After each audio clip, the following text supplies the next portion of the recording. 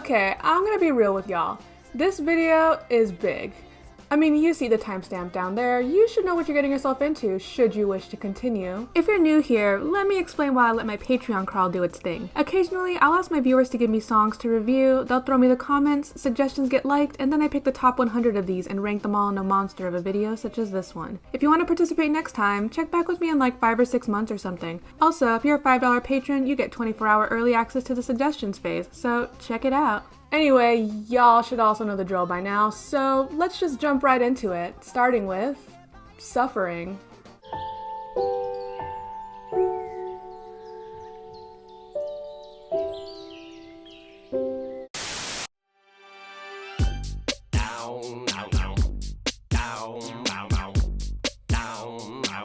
The person who requested the song did so specifically to watch me trash it. I'm not gonna do that. Everyone and their grandparents has just about torn this song to shreds, and I really don't know what insight I could add to the pile that would be of any benefit to anyone. Instead, I just want to say, stop doing this. I absolutely do not care for the vast majority of troll pics that come my way. It puts a discomforting amount of pressure on me to get angry and make a fool out of myself, out of some empty demand for lowbrow humor in which I do not wish to indulge. Rather, I take a lot more satisfaction in reproaching music that deserves to be torn apart, in ways that give me some form of mental stimulation and make me feel like I'm giving something back to the world. This song is absolutely not that. I'm not saying that these subscriber specials need to be totally positive all the time, but I genuinely love that the vast majority of songs submitted have been those that people enjoy enough to pass along to me. That's just so cool. And even if I end up not enjoying some of these myself, these are the ones that I'll carry with me in the long run. And I'll always appreciate that way more than being given trash that everyone knows is trash. Let's end this sadistic trend once and for all. We are the cheeky girls, we are the cheeky girls, you are the cheeky boys. Same goes for this one. I refuse to believe that whoever gave this to me actually felt like hearing my thoughts on this. Inane repetition, even more mindless lyrics, absolutely nothing to recoup at all. Pass. I'm at a point trying to come. This was amusing for about 2 seconds, after which I realized 1. Payphone was already terrible, 2. This is not and never will be my style of humor, and 3. Man, just go listen to Cupcake's actual music if you want this kind of thing. All of it is leagues better. I am completely out of my element with stuff like this. Do people actually enjoy listening to these comedy songs in their free time? Like, for fun? There's some passable wordplay here, but god are these performers' voices incredibly annoying. Plus that beat is so cheap and soulless, even for its time. Also, yeah, not really amused by these bloated depictions of these two multi-billionaires that don't at least implicitly condemn them for, you know, being billionaires. The tech industry is garbage, and I have no desire to listen to 2.5 minutes of utterly mindless, empty glorification of it.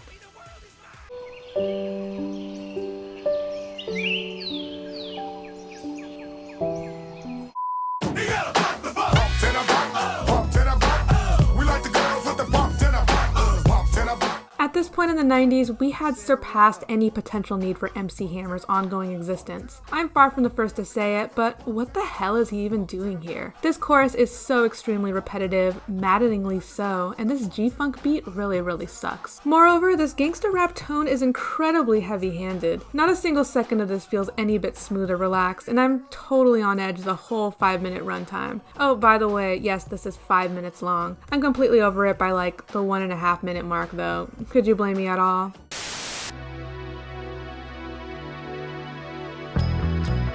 Let me state for the record, I don't want to hear this song ever again in my life.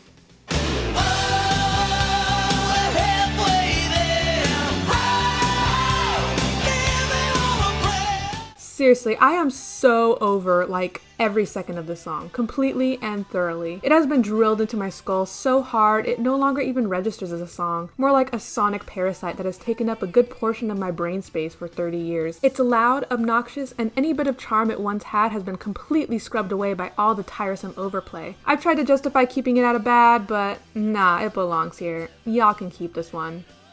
This next one, however, is difficult.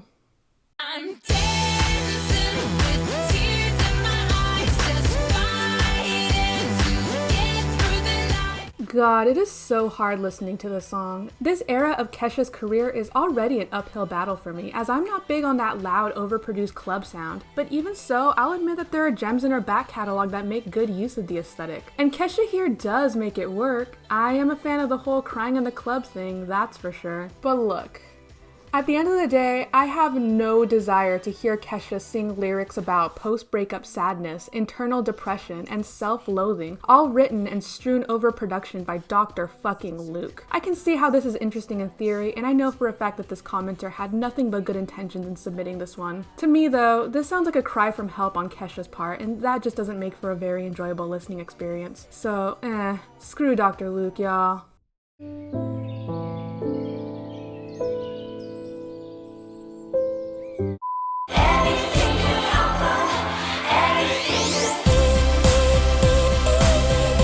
Yeah, so this is very much the kind of song that goes in one ear and immediately out the other. You can very much tell this is a pop song from the 2010s because it has that kind of pop drop in lieu of an actual chorus, but it's a weak drop and little else around it does any heavy lifting. Ellie Goulding always has a nice voice, but nothing else works on her level at all. Anything can happen? More like nothing can happen. Am I right? By your grace, I have hope. This is some nice and polished country music for sure, and Cody Johnson has a good voice that makes this work. Nonetheless, well, I am absolutely not a religious person, and lyrics explicitly revolving around Christian themes have to try really hard to win me over. This doesn't quite do that, but like I said, it's pleasant enough.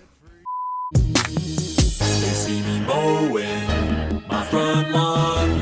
I know they're all thinking. Time for this Stone Cold classic. I've known this for years, but like, damn, Weird Al sure can rap, can't he? Honestly, he does a really good job at melding with the cadence of the original song, even if I generally don't really care for this kind of one-note humor. It's not really all that worth listening to more than once or twice, but it's a perfectly decent novelty nonetheless. Yankovic's only got a small handful of top 40 entries to his name, and, you know, I'm pretty glad this is one of them.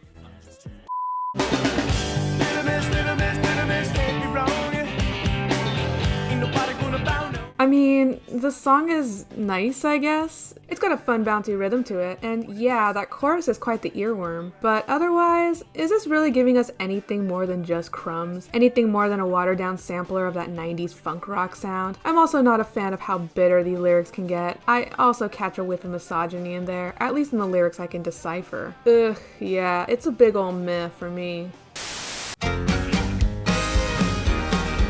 Okay, I want to spend a little more time with this next one because this just fascinates me. Some ride bulls and some ride fences, some ride off into. First of all, this song's concept revolves around this collective of dudes describing other men they see in a bar and giving them a number rating based on how cowboy they are. His resistol's huge and his BS is ample, but I got a feeling he's never stepped in none, and on a cowboy scale that puts him down around a 1. Please tell me that isn't the gayest scenario imaginable.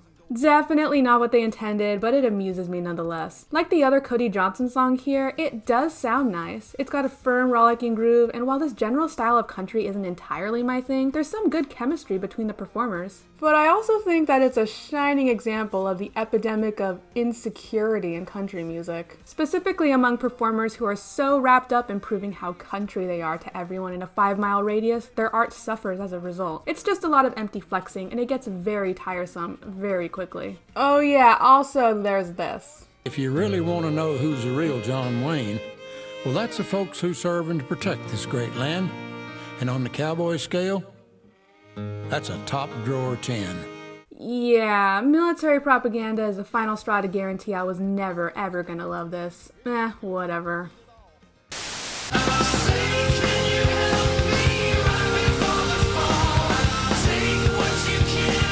This was my first time returning to Seether in like 10 years, wow. Unfortunately though, this may be one of the least interesting Seether songs I've ever heard. That hook is kind of formless, and the lyrics just don't give me much to cling on to, just vague expressions of angst and deceit that don't stir a lot in me. Also, well, the verse melody sounds a lot like Mad World, and that's super distracting to me.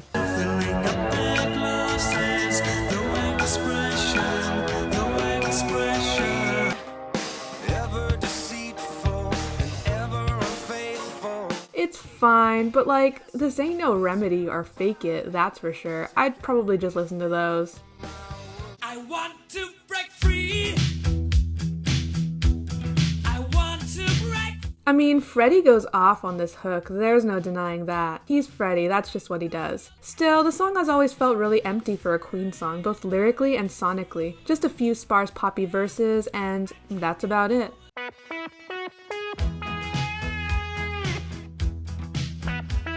There's also this synth breakdown here that just does not sound good. Not much of this sounds all that good for that matter. Pretty disappointing that a Queen song could have me feeling this much of nothing, but it is what it is, I guess.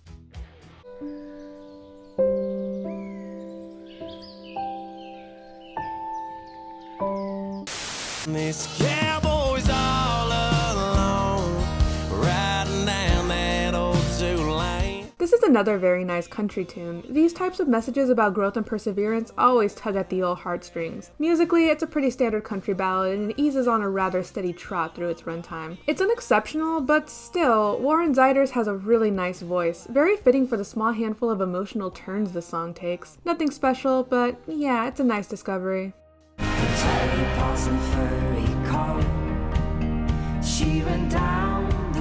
In general, I'm far from a fan of the genre stop clap folky type stuff, so I unfortunately entered this one with that bias. Nonetheless, this turned out to be a pretty decent song overall. I can certainly appreciate its anti-war message with that environmentalist slant, and it's overall not as unpleasant to listen to as I may have been anticipating. So yeah, glad I got something out of this one.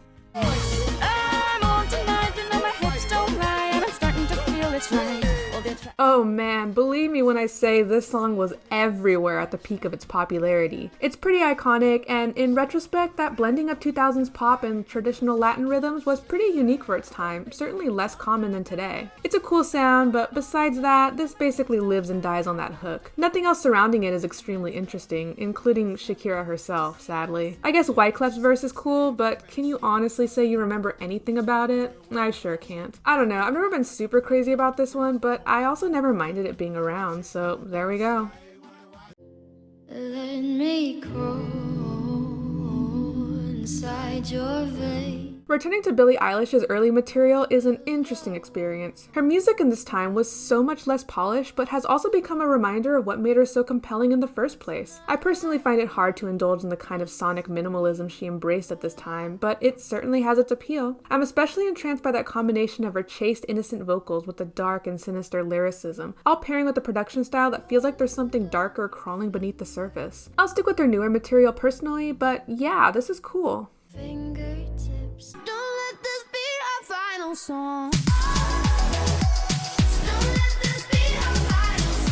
Wow, this song feels extremely 2016, though not necessarily in a bad way. It's a nice poppy tune, the kind I would not have minded hearing on the radio now and then. The melody in the chorus is confident yet breezy, and the production elements, though, yes, very of its time, do a good job matching Mo's bright energy. I'm also quite fond of these lyrics, which interpolate the concept of relationship anxiety along musical metaphors. Simple stuff, but it's got simple objectives and it pulls them off pretty well. It's a nice little tune.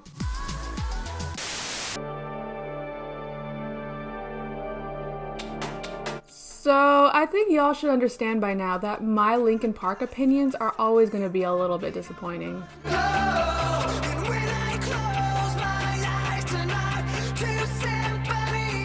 And also that I'm going to feel bad about it every single time because I know Linkin Park means a lot to so many people and they just never have for me. But that's neither here nor there. One interesting observation is that this song has always reminded me of the 90s techno classic Born Slippy by Underwood, mainly in the rhythm of the verses and its rising sonic intensity over time. Unfortunately, this reminding me of a much better song only solidifies the fact that I don't think much of it otherwise. There are some cool instrumental bits here and there, but not enough for it to fully cross over into enjoyment territory, personally. It's just fine, really.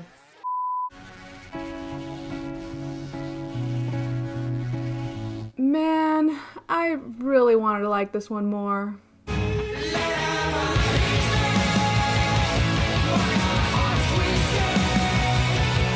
For one thing, God, it's just so nice to get a new My Chemical Romance track in 2022. I mean, holy crap, that rules so much. I can also admire the cool, dark energy in the track. I'm all about that stuff. I eat that stuff up. Still, man, these instrumentals are so lifeless and uninteresting, and even if they weren't, dear lord is the production on this so blown out and muddy. It's kind of just a disappointment all around. Maybe it will grow on me with time, but speaking from a few months in and numerous listens, I'm just not feeling it. Hopefully we get more from the guys soon though. I'll be all ears.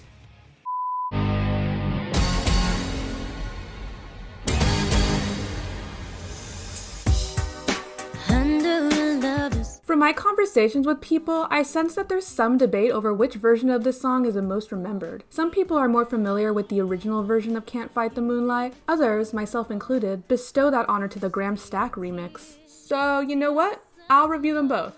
The original recording of this song is some pretty bare-bones early 2000s pop production, but it also has some nice feisty energy to it. The chorus is especially just so fantastic, and even though I could never warm up to Leanne Rimes' way too nasally voice in the best of times, she does this one rather well. Now for the remix. This version of the tune adds this Latin pop instrumental as well as an elevated club beat. It all feels so early aughts. But in my opinion, I think this actually strengthens the song overall. With the heightened tempo, that chorus pops that much more, and Rimes' vocal shortcomings are less of an issue. The original actually feels way too slow after listening to this one. Granted, neither version would be my early 2000s girly pop tune of choice anyway, but details. It's a nice little shot of nostalgia anyway, and I'm always down for those.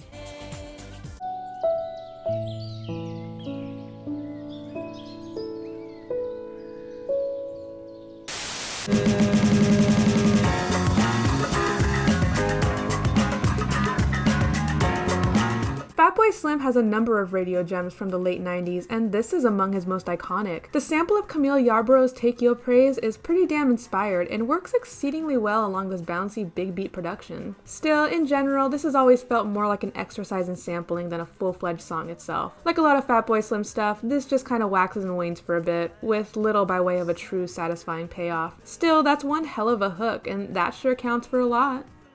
You and me will always be tied. Family every single day and night.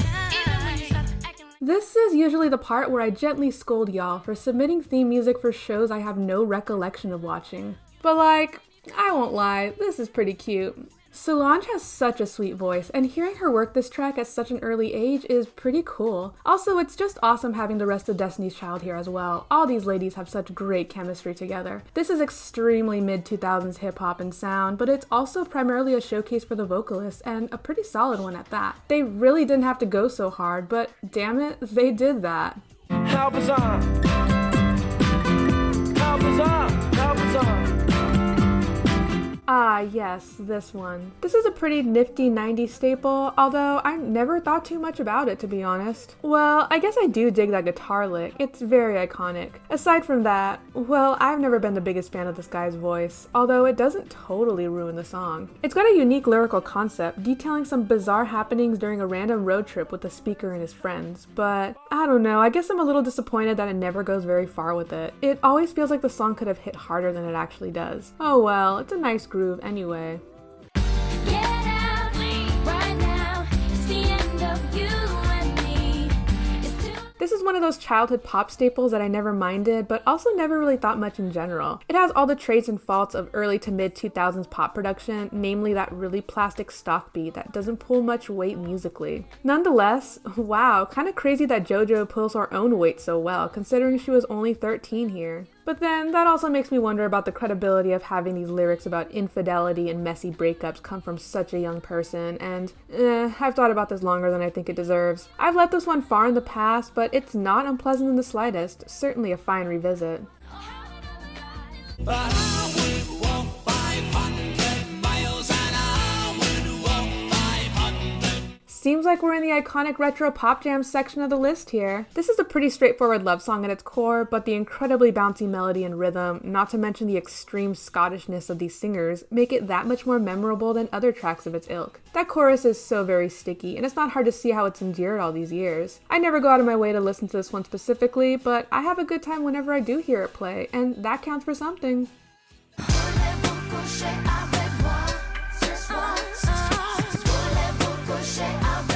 Golly gee, the nostalgia. Yeah, songs that remind me of listening to the radio as a kid always have a bit of a leg up for me. I've got a particular fondness for the huge shiny production displayed here. It's so of its time. This cover of the classic LaBelle hit takes the feisty diva energy of the original and pumps it up even more, refashioning it to the contemporary pop and hip-hop aesthetic of the day. All performers play alongside each other pretty well, there's no denying that. But let's be real, it's all about this moment.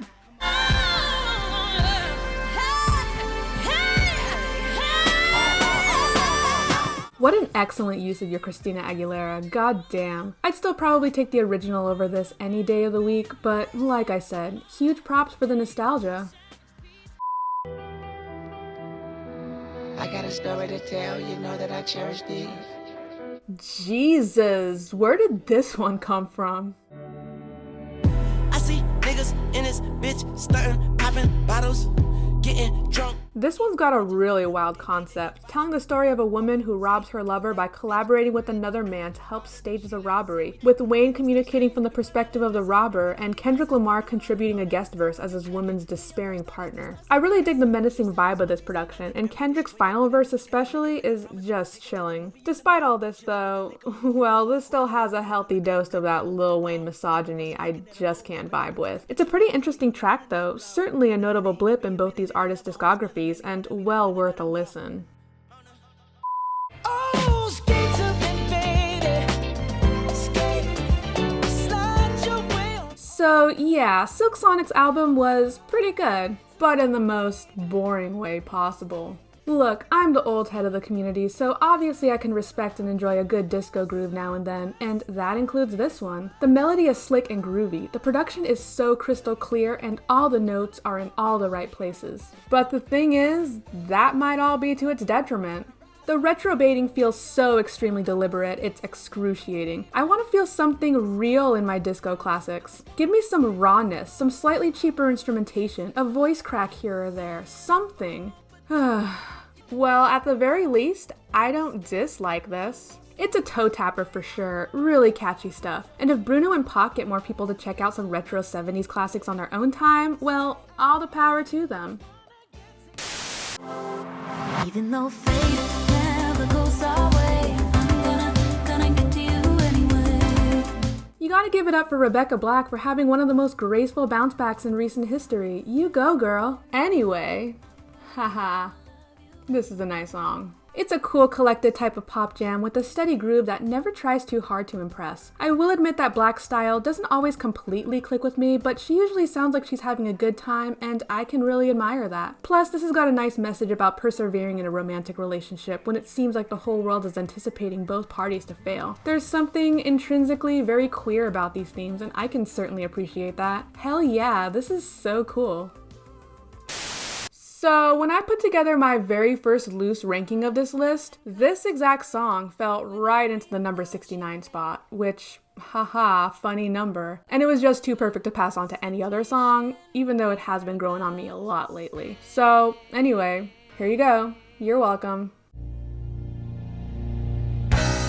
Falling occupants of interplanetary craft.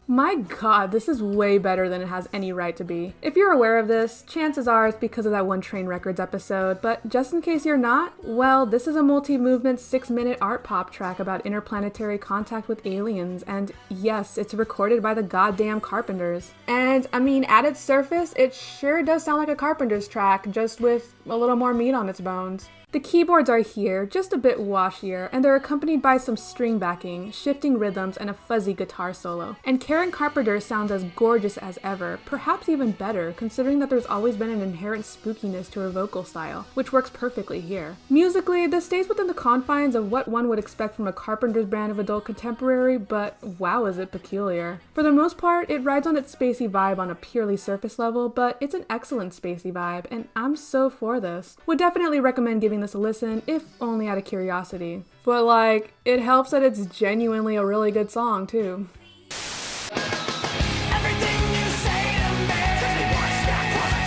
Like I said before, I'm rarely gonna completely vibe with Linkin Park. They've just never really done it for me like that. Nonetheless, there's no denying that they're so in their element here with this particular song. It's got that rough, robust energy that I'm sure makes the bulk of their appeal, and that chorus sure is memorable. These lyrics are a bit too blunt for me to vibe with, and the crunchy production isn't totally my thing. Still, damn, Chester goes off here, especially at that bridge. Yeah, I'm pretty okay with this one. Here I am, once again. I'm torn into pieces, can't deny. Yeah, so here's another one of those modern classics I never completely loved. I guess one thing I'll say is that Kelly Clarkson carries this song hard. She's just so good, and there's a couple impressive moments here where she really lets loose. Despite this, I've always felt that the production falters in this regard.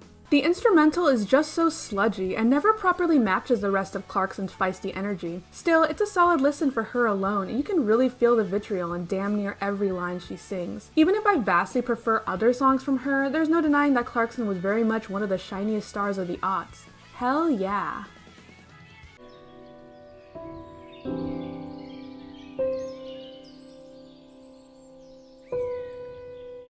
Packs in the mail, packs on the road. Connect FaceTime said he just did the last of my load. The shit on my neck that come from the packs that I saw. I don't know much about Conway the Machine, but I did enjoy his album from this year, so I was pretty excited for this one. And it's good. This is such a slick, menacing beat, an instant earworm. The performers here do a good job also. It's pretty basic flexing, but the flows from Conway and Jid especially are so smooth and polished, with memorable quotes aplenty.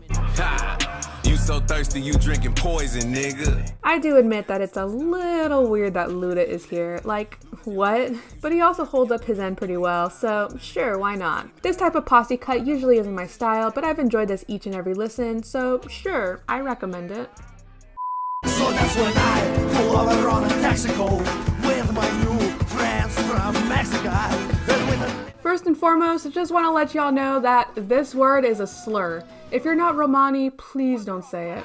Thank you. Anyway, this is a style of punk that I've always particularly loved, one that fuses the genre with polka, klezmer, and other traditional genres. Think the Pogues, Dropkick Murphys, and yeah, Gogol Bordello. This song has a good energy to it, and the raw, slightly rough around the edges instrumentation is super compelling. I feel like it could have done much more with a stronger hook under its belt, but at the same time, maybe it's not really going for hooks anyway. In any case, this feels like the kind of song that would absolutely kill live. It's super solid.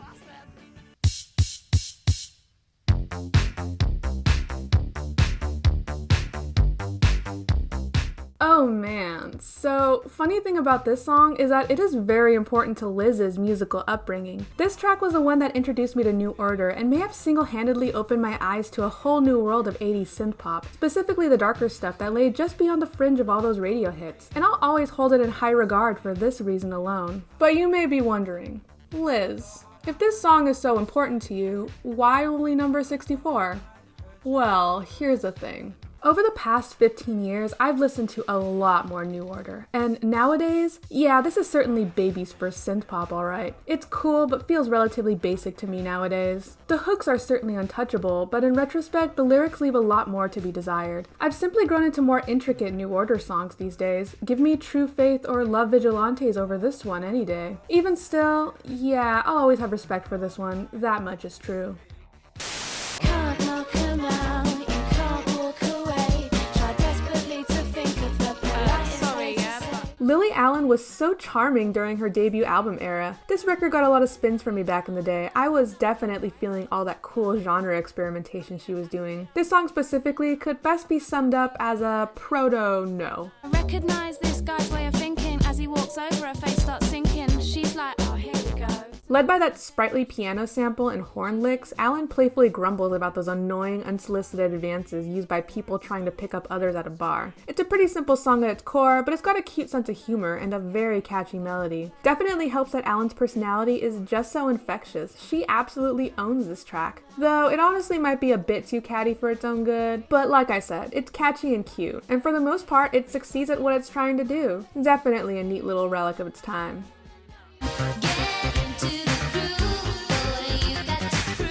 As someone who has listened to every single Madonna album, I can assuredly state that she is one of those artists whose career only got progressively more interesting with the passing of time, up to a certain point of course. This is one of her iconic early dance club singles, and for what it is, it works really well. If nothing else, it's certainly deserving of its title. That groove is pretty cool, and the nice hooky chorus is such a bop. Even though I personally might prefer the pre-chorus to this one. I'm tired of dancing here all by myself. Tonight I wanna dance with someone else. The way she lets loose in that last line is so freaking euphoric, I love it. Being a dance club tune, this does just kind of fold upon itself after a while, which can be a bit tiresome. Still, well, I can't resist dancing along with every single listen to this, so that's neat. All the rowboats and the paintings, they could I've always loved Regina Spektor's music. She has such a cool, eccentric style that ventures into the weird from time to time, and I guess All the Rowboats leans a little more into that territory. In this song, she examines the wider role of museums, particularly in their preservation of artists' legacies many years, decades, even centuries after their deaths. She personifies these paintings, sculptures, and other works of art throughout the song, with the intention of empathizing with their unconsenting captivity in these art houses. These lyrics ask some pretty big questions about the role of preservation and whether the posthumous idolization of these artworks serve the greater good in any particular way. It's intriguing, if a bit shallow. And from a musical standpoint, I'm not sure if there's much here that grabs me past this video. It's kind of like a painting in a museum, fascinating to observe, but only at a distance and for short periods of time. Still, there are some really cool ideas here, and I highly recommend y'all check this out, and check out more of Regina Spektor's work for that matter. Cross my heart and hope to die. Wow, this song sure is fun. Haven't been compelled to give much of a listen to Mariana's Trench, but the person who submitted this felt I'd like this more than Astoria, which I had covered previously. And boy were they correct. Lyrically, it's a pretty standard pop-punk love song, but it's got the energy needed to make something like this really stand out. A nice bouncy rhythm in the verses, a really breezy, instantly sing-along chorus, a repetitive bridge that nonetheless keeps up the vibe. Hell yeah! It really calls to mind all the pop-punk acts I used to listen to in the 2000s, and anything that reminds me of this definitely gets the upper hand in my book. I wasn't expecting to like this much, but yeah, I really do. Awesome. Don't you remember we built this city? Okay, let's be real. Is it even controversial to state that one enjoys this song anymore? We built this city. We built this city on rocket. I don't think it is. It's gotten a bit of critical comeback in recent years, historical revisionism in full force, but well deserved because, yeah, this is pretty fun. Those synths have always been really freaking cheese-tastic, but this is right in the heart of 1985, and you know, you get what you signed up for. Someone always playing corporation games. What tends to go over a lot of people's heads, though, is the lyrical content. See, it's worth noting that Starship got their start in San Francisco, and much of the song's themes revolve around the dying, increasingly corporatized music scene in the city. And they would certainly know, many of their members having been part of Jefferson Airplane, who played a big role in the city's revolutionary music scene of the late 60s. To see this all crumble into dust before their eyes must have been heartbreaking. Who rides the wrecking ball into our guitars? I myself have lived in SF for about a decade now, and have also seen some pretty drastic changes to the city during this time. So while I couldn't fully relate, it does hit some buttons for me, and that only makes this shine that much brighter. Yeah, this song might not be great, but I'd say it's still pretty damn good despite it all.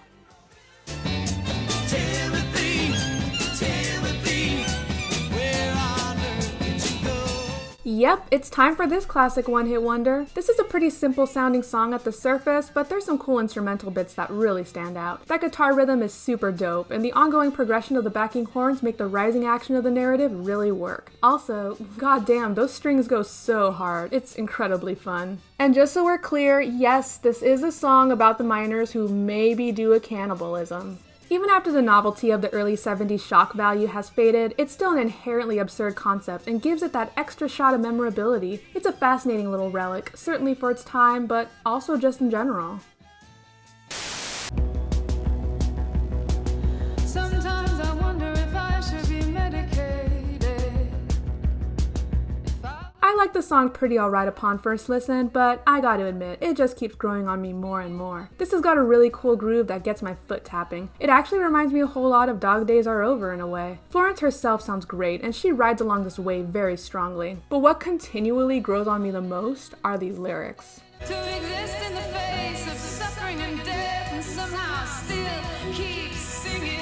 Here, she tackles the issue of crippling anxiety, the struggle of trying to just get through the everyday when it seems like all forces are against you. And boy, can I relate to this all too well. Jesus Christ. Though what I admire most about this is a distinctly positive approach she takes to the topic. She allows herself to wallow in the misery of things, but only briefly. She understands that sitting in her well of sadness and depression only multiplies it tenfold, and instead she chooses to dance the pain away as best as she can.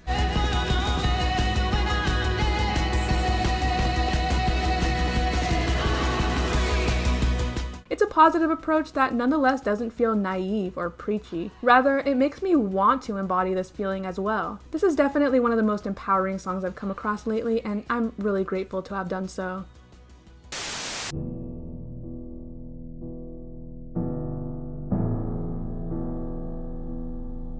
I gotta be perfectly honest. This is one of the songs I was most not looking forward to reviewing, and there are many reasons why. How can you doubt me now?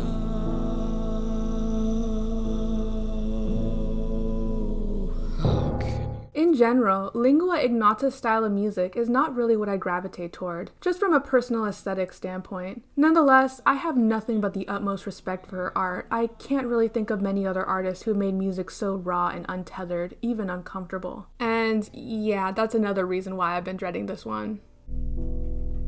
Every stone on every mountain.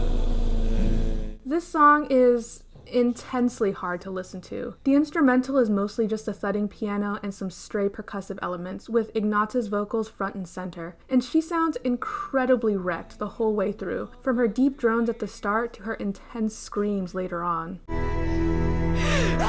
don't eat, I don't sleep, I don't eat, I don't sleep.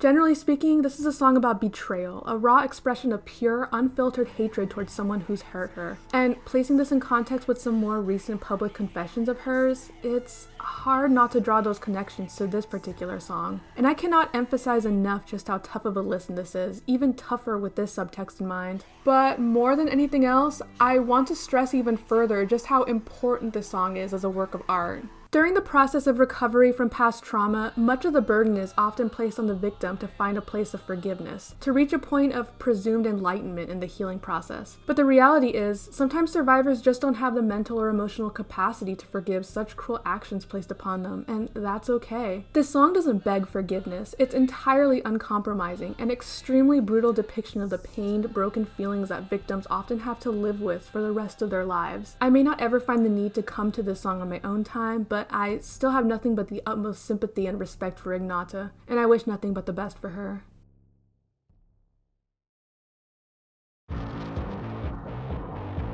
You're keeping in step in the line. Got your chin held high.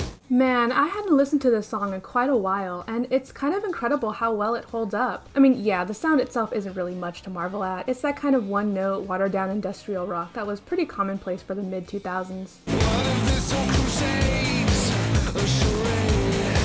And behind Besides that, though, yeah, these lyrics fiercely condemning the Bush administration for its violent foreign policy, coupled with Trent Reznor's call for the country's citizens to stand up for themselves against this corrupt hegemony, yeah, this runs so freaking deep, all the way to the present day. And this fierce relevancy leads to the song aging pretty well overall. Alongside all this, though, I just really like the synthy part at the bridge.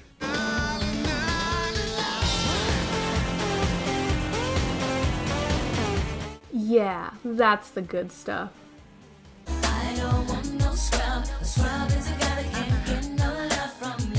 Well, how convenient. I already kind of covered this one in my last video, and if you haven't seen my best of 1999 yet, go watch it. It's good. Anyway, yeah, this is a late 90s classic for good reason. These hooks are just massive, and that production is just splendid. Nothing else I can say that wouldn't just be recycling my video. TLC may have better songs than this one, but nonetheless, there's no denying that good, tasty nostalgia. Yum. All day and all night, we lay about and wonder what. I admire Bill Wirtz as a YouTuber. His history videos are some of the best content to ever exist on the site. As a musician though, Well, I'll give him one thing. His music is certainly very unique. From what I heard, his songs tend to thrive on vibrantly bouncy, jazzy melodies, yet in a way that also feels like it's constantly on the verge of collapse. And this is certainly the case with Here Comes the Sun, but instead of diving deep into the wonkiness for wonkiness' sake, this sound serves a purpose. And it's raging on, and so we rage as one on until the day is done. The instability correlates effectively with these lyrics about depression, namely the tough mental balance between crippling despair and persistent optimism one must fight to upkeep on a daily basis. This song never quite finds its footing, but, well, that's how depression is. Sometimes you just can't keep your head completely above water. Sometimes all you can do is go to bed and try again when the sun rises. So while Wirtz's music may not be of my personal preference, he's so damn honest about it all, and that's really admirable. Yeah, this is nice stuff. I could never be a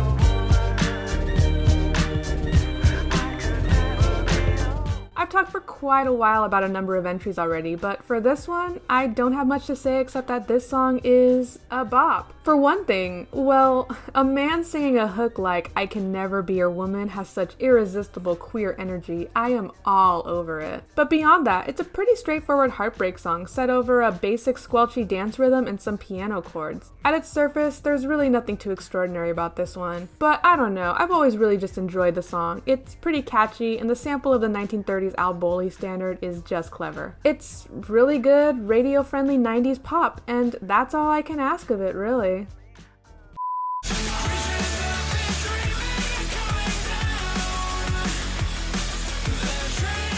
This song is a straight-up bop. Bop, bop, boppity bop. God, I'm just a sucker for this breed of big booming electronic music, and the drum and bass genre as a whole lends itself excellently to this. But even within those parameters, I don't know, Crush just has a little something special going for it.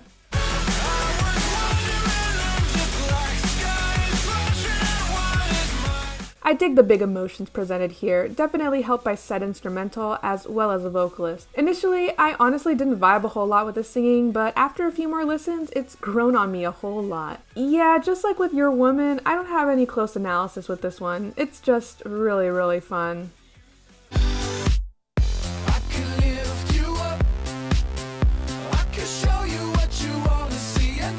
I've been aware of this song for a long while, and I've always enjoyed it every single time it's come on. Though, I'm not gonna lie, it's kinda hard to come back to this one after the masterpiece that is Farrah Fawcett Hair. This just isn't that. But in any case, this has still got some wonderful synth beats, and it's a really ear-gripping pop song in general. I will admit it kinda just rides on its small handful of hooks through its duration, but they are some very good hooks, so there's that. I never much minded the overplay this got back in the day. It's one hell of a tune for sure.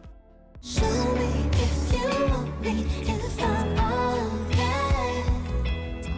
Sophistopop is like one of my very favorite music genres ever, and the production to this one is just immaculate. The dense sound pairs gorgeously with these touching lyrics about finding and staying firm in a committed relationship. It's really sweet, even a little bit sultry where it matters most. But personally speaking, it's the bridge that pushes this over the edge.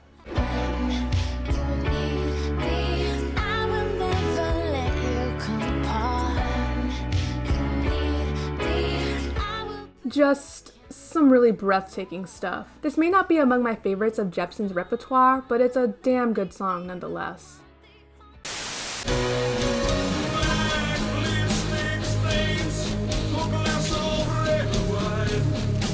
I've listened to some Typo Negative through the years, and, well, they're a really weird band to me. They have a cool sound, but I've always felt a particular plasticity from it, like they're simply cosplaying as goth rockers and are extremely bad at making it feel very genuine. Their music isn't bad, but, anyway.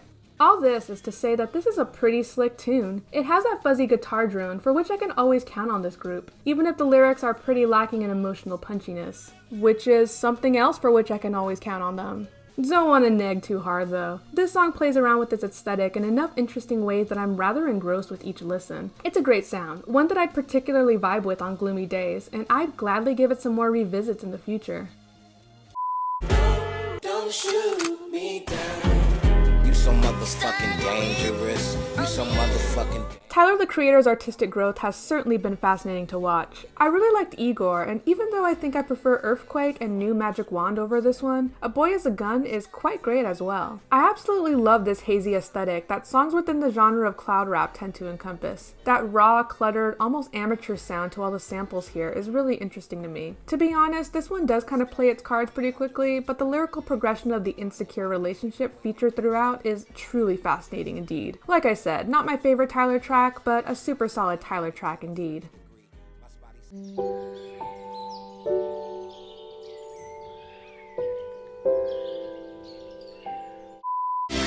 I'll never talk again. Oh boy, you've left me speechless. Oh man, Lady Gaga sure was at the top of her game so early in her career. Here, she fully embraces that glam rock melodrama, and the sound is so lush and full and gorgeous. This seems to be a post-breakup song aimed at an ex-lover, though apparently she also took emotional inspiration from the death of her father. I can definitely see both approaches being taken throughout the song, and while the juxtaposition is pretty intriguing, it also leaves the overall impact of the song a bit confused, at least when I listen to it. This is but a minor complaint though, since, like I said, it all sounds pretty great, and Gaga herself sings her heart out here. It's a super solid Fame Monster cut that I think deserves a bit more recognition. Oh boy, Liz gets to stumble through discussing long prog rock tracks again. Well, here we go.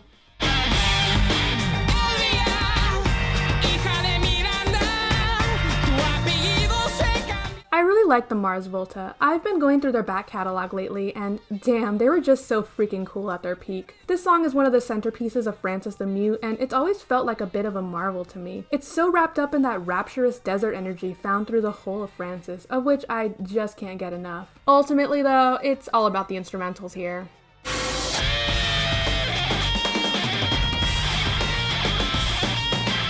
Man, those guitars are just something else entirely. I just love the vibrancy with which they flow around this track. There's a lot more going on in this 12-minute track that I can effectively flesh out here, so I'll just recommend you go take a listen to it yourself and experience just what makes the Mars Volta one of the most exciting acts of their kind. Also, just listen to the entirety of Francis the Mute itself. It probably works a lot better with that context surrounding it.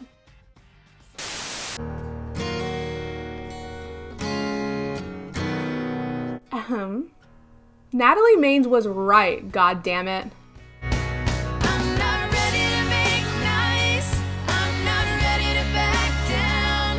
I'm still mad. In 2003, Natalie Maines, frontwoman of the Chicks, FKA Dixie Chicks, made a public disparaging statement against then-President George W. Bush following his announcement of the U.S.'s invasion of Iraq. Where the group were among some of the most successful musicians of their scene, these comments triggered an immediate backlash and boycott of their music from the historically conservative country music scene. 3 years later, the group were finally able to claw themselves back into relevancy. Not Ready to Make Nice was their comeback, and boy is it a powerful one. They say time heals everything.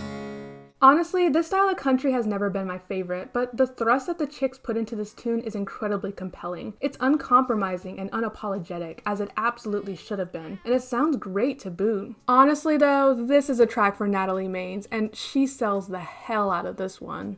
The bridge is especially powerful. Speaking on the death threats that she received in the wake of the controversy, the way Maines sings these lines specifically sends a chill up my spine every time. How in the world can the words that I said send somebody so over the edge that they'd write me a letter saying that I better shut up and sing or my life will be over?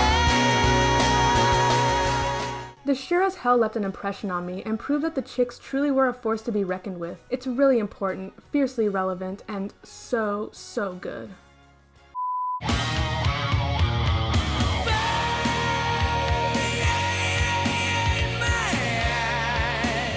I've said this a few times before, but 90s grunge holds a pretty special place in my heart. All these years later, I've mostly grown out of the sound, but every now and then I'll stumble upon a tune from one of the big acts that gets me up and going again. This is one such tune. All things considered, this song rocks pretty hard. I've always had so much love for that juxtaposition between the chugging verses and much more soaring chorus.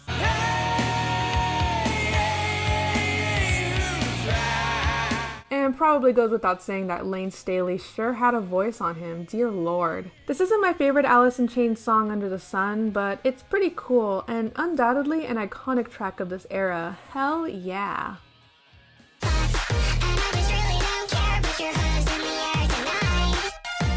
Alright, we finally got this artist in the subscriber special, and yeah, I gotta confess. I've listened to quite a few Violet Pony tracks, and very few of them really sat with me in any profound way.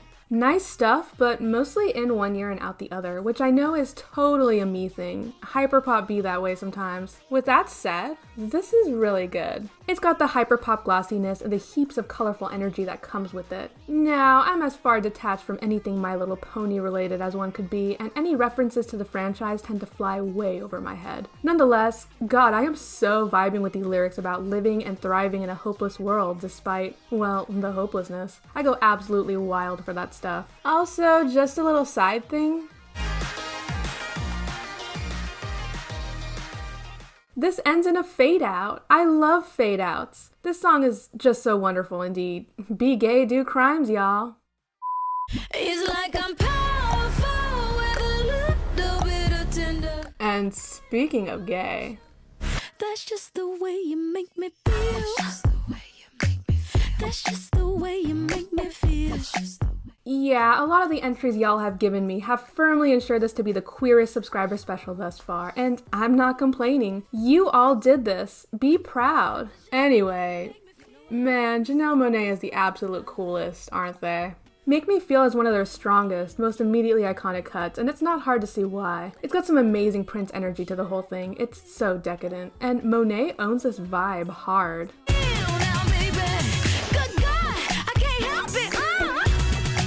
I just love the way their presence ebbs and flows along the song's groove, skillfully easing from sultry crooning to a more powerful strut, seemingly at the drop of a hat. It's just really, really catchy pop music, plain and simple. And yeah, super gay, which is always and forever a huge plus. You said, ain't nothing gonna break my stride. Nobody gonna slow me down. Oh, no. This song is an interesting case. I've known of it for years, but I never actually realized how much I love it until this very ranking process when it just kept notching further and further up the list. And I think I know why. So a thing about me is I really love kitsch. I love when art, film, music, or whatever else is slathered in a thick serving of tackiness, especially when there's such an earnest push behind it all. And that's Break My Stride in a nutshell. This reggae-infused beat is weird and stilted. The 80s-ness of the sound is absolutely off the charts. The melody is so cornball it hurts. Matthew Wilder is high fructose corn syrup personified, and that key change absolutely seals the deal. And I love it all so much. This is essentially just pleasant vibes in song form, and I wouldn't have it any other way.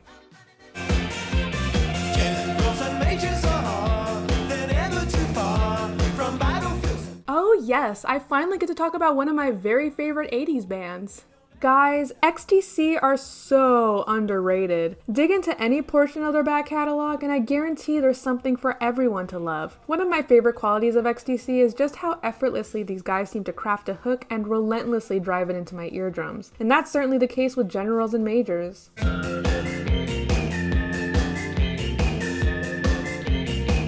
The main melody to this is catchy to an almost mindless degree, and it would probably be that much more cloying and annoying in the hands of less competent players. But the musicianship is just so great, and brilliantly combined with lyrics that criticize the absurdity of wartime. So very topical. It's just a good song. Go listen to XTC, y'all. You won't regret it. Well, the sky is finally open. The rain and wind stop blowing. Casey Musgraves is an absolute queen, as we all know. And while I'm really happy to properly feature her in a video, this is a bit of an awkward one to start with. I mean, it's a pretty standard piano ballad. It sounds beautiful, as piano ballads tend to do, but it's also quite nondescript. Nonetheless, well, you saw the ranking. You saw the rating. I love this one a lot. Musgraves has such a wonderful way with words, not to mention an absolutely gorgeous vocal delivery. I could listen to her sing damn near anything. Beyond that though, well, I'm such a big softie for these kinds of earnest, open-hearted ballads, and this is probably one of the best I've heard in recent years. That there's always been a rainbow hanging over your head. It's a simple concept at its core, but also very universal. I think these words of encouragement are something that everyone just needs to hear every once in a while. And yeah, there's also something about this that feels very specifically directed at queer folks and LGBT communities, so huge plus there. I feel like if I were in a certain mood, this would absolutely bring me to tears. It's just very touching. Really nice stuff.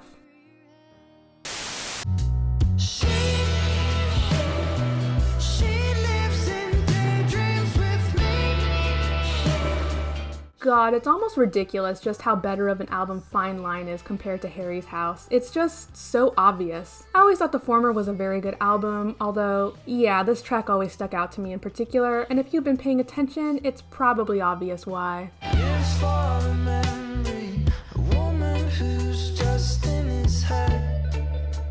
In terms of sound, this is heavily inspired by 70s psychedelic rock. In particular, it wears its Pink Floyd influence so firmly on its sleeve, and maybe risks a bit of cheesiness factor in doing so, but I don't know, I think it executes the style pretty gracefully, particularly at that really sumptuous guitar solo at the end.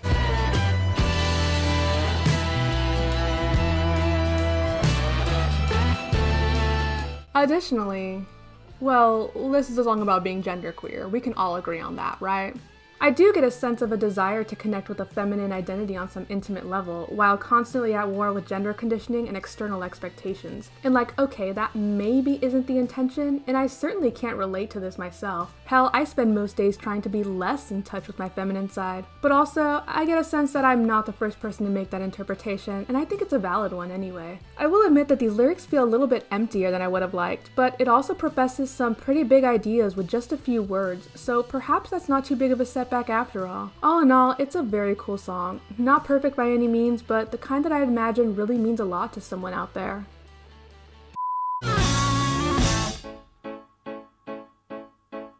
I see a little silhouette of a man. Scaramouche, Scaramouche. So, I may have just committed an illegal crime by placing this one as low as I have. Whatever. Look, let's get one thing straight here. This is Bohemian Rhapsody. Bohemian Rhapsody is great, and everyone knows it's great. For me personally though, I've heard it so many times in my life, it barely even registers as a real song anymore. It's more just an inevitability of life, like the sky being blue and NB's being incredible. But this song wasn't voted in for me just to state general facts, so,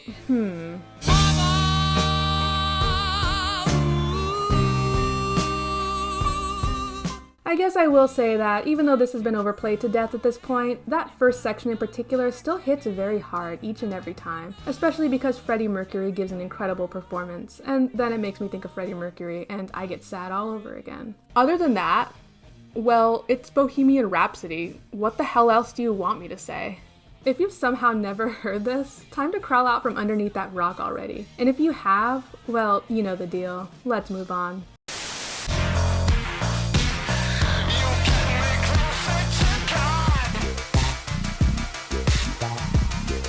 Ah yes, Closer by 9 Inch Nails. The man, the myth, the legend. So this song is more or less a meme these days, or it might as well be anyway. But put aside its reputation for a second, and God, I just can't deny how cool this is. Nowadays, I'm less interested in the dark vulgarity of its lyrics, and all the more fascinated by this instrumental. Industrial music isn't normally my thing, but there are just so many terrific grinding sounds and rhythms working in excellent harmony, and the end product of it all is damn hypnotizing. I'm especially a fan of this one particular synth melody that plays the song out.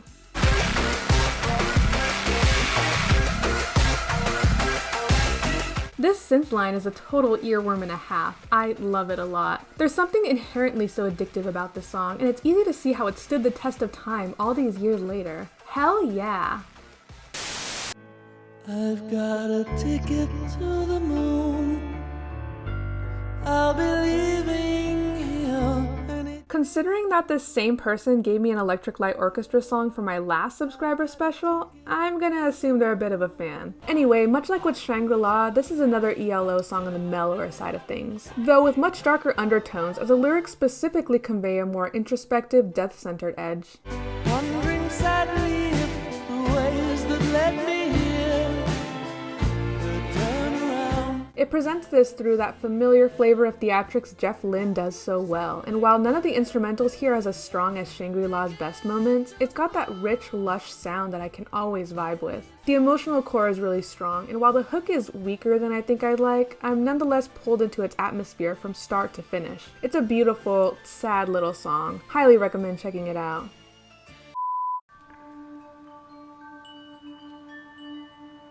Good goddamn.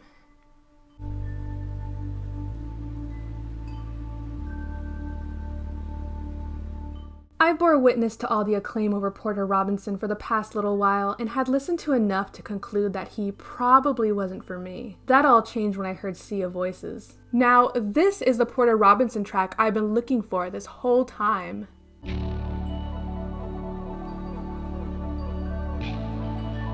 It builds itself up from the spacious ambient opening that is just so gorgeous. As the song progresses, little by little the empty spaces are filled with mere whispers of sonic textures, some calming, others more abrasive. It's immediately so beautiful and only builds on its atmosphere from the bottom up, so meticulously, so smoothly.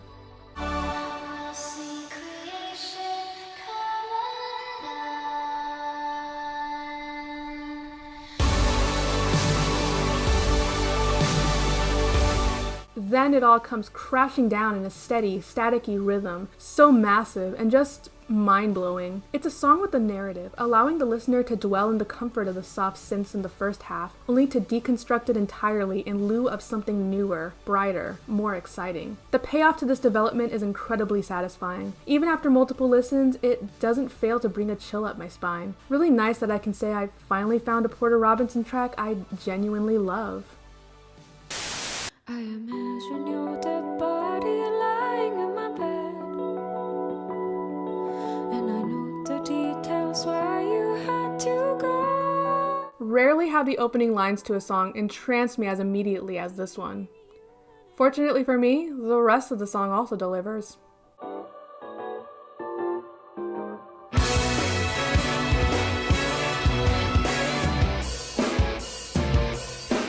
If there's one word I can use to describe being human, it's intense. Every second of its runtime is driven by this robust, organic energy, and it embarks on a number of wild, unpredictable turns throughout. As the song progresses, it also breaks itself down so thoroughly, only to reassemble in a much more powerful direction. It's such a sight to marvel at.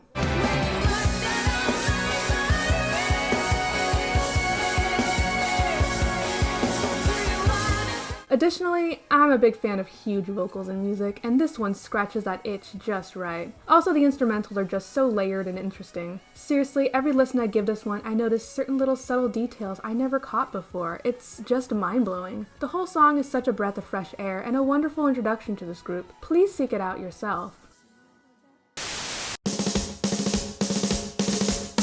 That's great, it starts with an earthquake, birds and snakes, an airplane. Hell yeah, R.E.M. I absolutely love R.E.M., and I'm still happy I'm finally able to talk about them in one of these subscriber specials. So this song comes from the band's 5th studio album Document, which not only deviated from their old, rougher indie rock sound into more polished territory, but it also found them working with a more solid emotional foundation, particularly in the realm of contemporary politics. And probably the most quintessential example comes from this song in particular.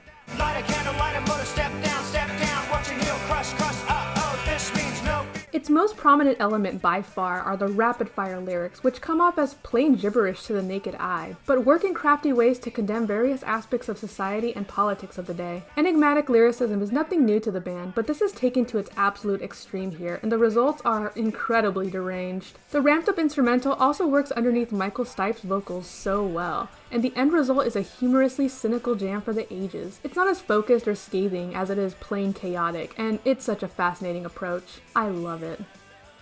And speaking of opening lines that immediately capture my full attention, As the people here grow colder, I turn to my computer and spend my evenings with it like a friend. Dear Lord.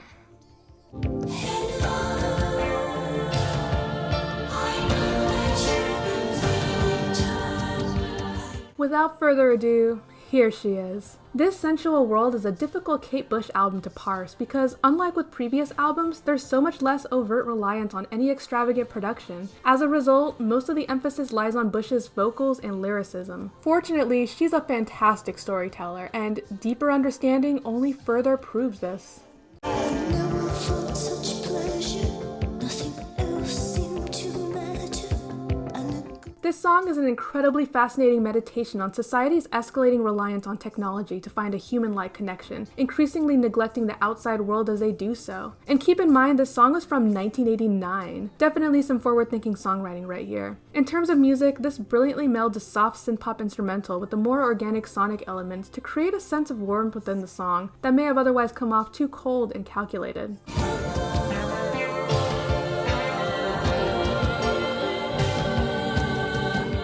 It's not the most immediately gripping of Bush's discography, certainly not as much as her earlier 80s material, and it's honestly not one of my favorites from her. But also, this is Kate Bush we're talking about, so it still sounds tremendous and is nevertheless a fantastic relic in her body of work.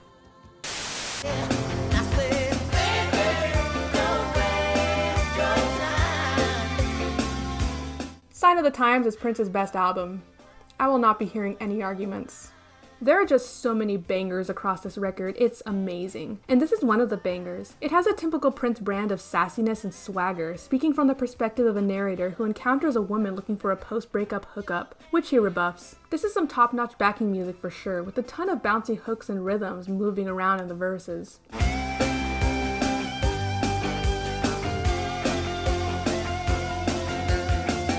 But really, it's all about the second half, which builds upon this sound with the more detailed, sprawling tapestry of riffs and rhythms. Some of it feels like material Prince was just plugging in to see what sticks, but it's a very rewarding experience nonetheless. Not much else to say except that this is a really, really cool song, and y'all should give a listen to Sign of the Times for even more greatness. Frankie Sinatra. Frank Sinatra. Frankie, me boy. When this song first came out, I absolutely 100% hated it. And now, I've ranked it higher than Bohemian Rhapsody. Take that how you will. What did they say? Frankie Sinatra. Frank Sinatra. Frankie, me boy, don't. One of my favorite albums of all time is the Avalanche's 2000 record, Since I Left You, a plunderphonics masterpiece which, for the longest time, was the only studio album from the group. 16 years later, however, they surprise dropped Frankie Sinatra as a lead single for their next record, and God, absolutely no one was ready. I remember the backlash to this so vividly, and it's not hard to see why this would spur such a reaction. That electro swing instrumental is a little bit grating, and certainly a hell of an acquired taste. And maybe I've Stockholm Syndrome myself into loving this as much as I do, but all it really took was coming around to that sample. Because once it hits, god damn is it a banger. Office rocker, he's office rocker. Please, Mr. Officer, I only had some vodka. Additionally, well, in retrospect, this was probably my introduction to Danny Brown. He's definitely been stronger, but it's still Danny Brown, and the combination of his stilted delivery with this wacky instrumental underneath is so wild. Truly an inspired decision. Take some vodka, sip slow rocker, rip rhymes since the days. And that's not to leave out the short outro verse from the late great MF Doom. Just having these two on a track together is really, really cool. All in all, well, this has grown to become one of my favorite summer jams of all time. It stirs something in me on a purely visceral level, and God, I just love it so much. Cherry, please, you killing me.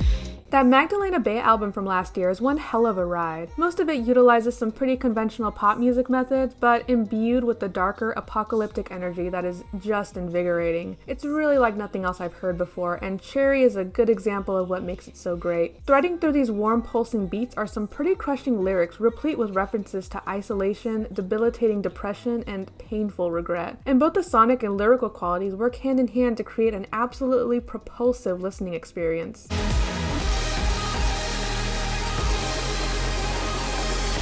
And the final parts, the instrumental shifts into this sudden moment of harsh, almost overwhelming wall of sound, and it's just so fantastic. This song is pretty great, though, yeah, also but a piece of a larger whole. Please check out this album when you can.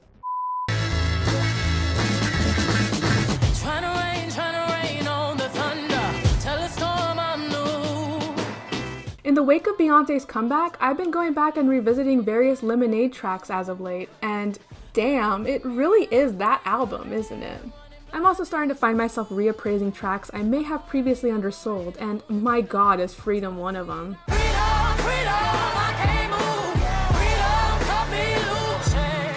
Beyonce goes hard as hell on this one, and the blues rock backing of the instrumental matches her energy to an absolute T. The organ on this is especially great. Man, that sound is so full and delectable. This song's got a very instant classic vibe about it, and, well, the fact that this song would have been awesome without the Kendrick Lamar verse is definitely saying something. Keep running, jumping the aqueducts, fire hydrants and hazardous smoke alarms on the back of... But yeah, Kendrick is here, and he goes just as hard, as he tends to do. Man, I've just grown so enamored of this song lately. It rules so much. Big sounds and emotions are what I'm all about. And believe me, we're gonna get plenty of those coming up.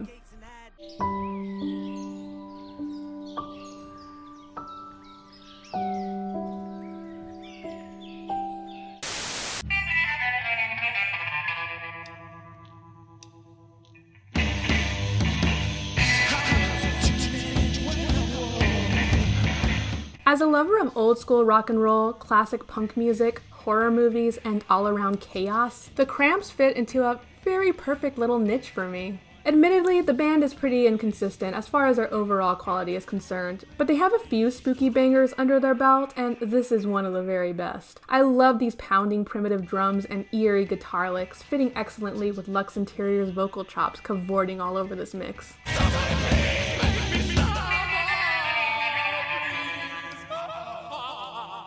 I Was a Teenage Werewolf is an extremely fitting title for this, because this guy is practically undergoing a full lycanthropic transformation in real time, and it's a glorious thing to watch. In general, this style of psychobility is a whole acquired taste, but this fits in perfectly with my lifelong love for the macabre. If you're in for a spooky, absolutely grotesque time, I couldn't recommend this any more highly. Well, I've been afraid of changing, 'cause I'm far from the very first to say this, but man, this song is just so good. Fleetwood Mac are one of the greats, but while everyone rightfully raves about Rumors, their self-titled from a couple years earlier is also well worth a look. Landslide is one of the shining achievements from the record. It's a simple song, both in sound and certainly in lyrics. Nonetheless, it also speaks to so much using so little, which is a whole achievement in and of itself. can I sail through the changing ocean tides? Can I... Stevie Nicks sounds really good here. She doesn't give a show-stopping performance or anything, but with a song of this caliber, it doesn't need to aim quite so high. This is just a brief little contemplation on the passing of years and the importance of taking one's life experiences, putting them to use, and continuing to grow even more. I've known of this song my whole life, but there's no denying that it's grown all the more poignant in recent years, and it's one that I'm sure will continue to accompany me throughout the rest of my life. Great stuff. The winner takes it all. The loser standing small beside. Hey, are you aware that the silly pop group behind Mamma Mia and Dancing Queen also recorded one of the most tragic heartbreak songs ever? God, I sure do love me some sweet, sweet melodrama. Chances are, if your song dwells in those irrational, overblown emotions we all experience sometimes, you have won me over. Rather than depicting a typical breakup scenario, The Winner Takes It All takes place some point after the breakup, wherein the speaker reminisces on moments within the relationship, when neither party was aware that this would all come crumbling down with time. But tell me, does she kiss like I used to kiss you? Agneta Feldskog gives a powerhouse performance. She, the speaker, is definitely not over this other person, and she obsessively mulls over what she could have done to save the relationship. And this is all depicted through a big, moody, absolutely melodramatic production, and it just sounds great. This song focuses on those fleeting thoughts post-breakup that no one wants to admit they've contemplated. It may not be for everyone, but something about songs like these just get to me. It's an absolutely well-worn classic for the ages. Just brilliant. With a taste of your lips, I'm on a ride. You're toxic, I'm slipping up. Toxic by Britney Spears. End of segment. Nah, I'm just kidding. Britney deserves much more than that. God damn, what could I even say though? This is just good ass pop music. It's one of those songs I think I kind of took for granted as a kid because of how much it was overplayed. Looking back on it now, yeah, the overplay was well deserved. This is legitimately one of the best pop songs of its era.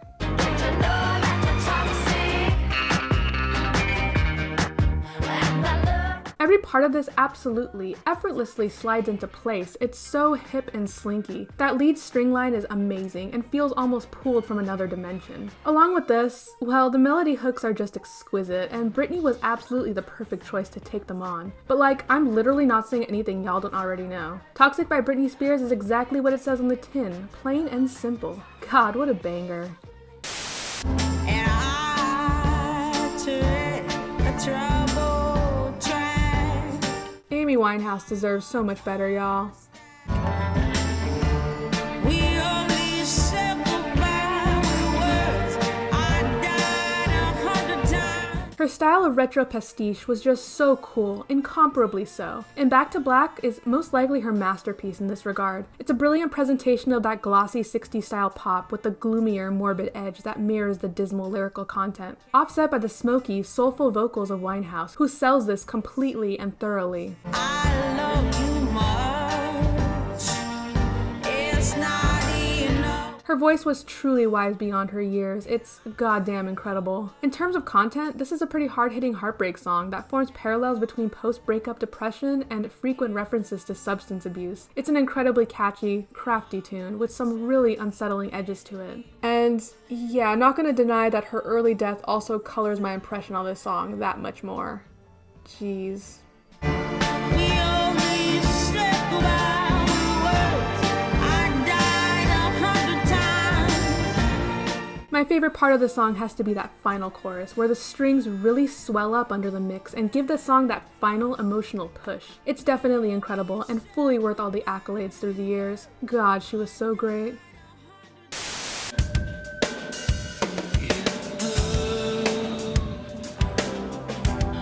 Like I want to. You may or may not have noticed this, but I am a huge fan of songs with very immersive atmospheres. Seriously, any song that is otherwise relatively average will always get the upper hand for me if I can lose myself in the depth and tone of its atmosphere. While I wouldn't call Deftones among my favorite artists, I will say that they have a number of tunes that really succeed at this, Digital Bath being one of the best.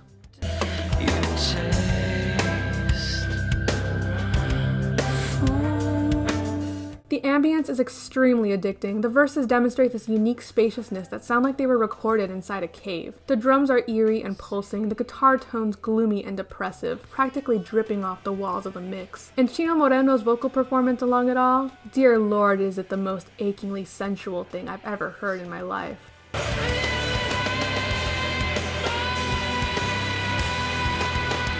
Overall, the song thoroughly inhabits a type of otherworldly beauty that becomes that much more haunting once you take a moment with these lyrics. But I actually won't get into the lyrics at all here. While I feel that the darker subject matter actually enhances the gravitas of the emotional substance, I think there's also something to be said about plunging straight into the depths of this song without any of this in mind. Either way, it's quite an experience, a pretty striking one at that. You hung up the phone and I asked you what was wrong. Your dad has come to town. Okay, here we go. I said you don't have to see him, but for whatever reason you can tell him no. To me, Thumbs by Lucy Dacus is easily one of the most intense songs we got in this whole video, but maybe not in ways you'd expect. So we meet him at a bar. You were holding my hand hard. The entire song is strung along by this soft, extremely minimal drone, creating a dark and spacious atmosphere that emphasizes the words Dacus is singing. This song is focused around a night wherein the speaker joins their acquaintance in a meeting with their father, who is estranged in some matter, even implied to be or have been abusive. The atmosphere is tense and uncomfortable, mirroring the feelings of cynicism and hatred the speaker's friend has towards their elder they have grown to distrust.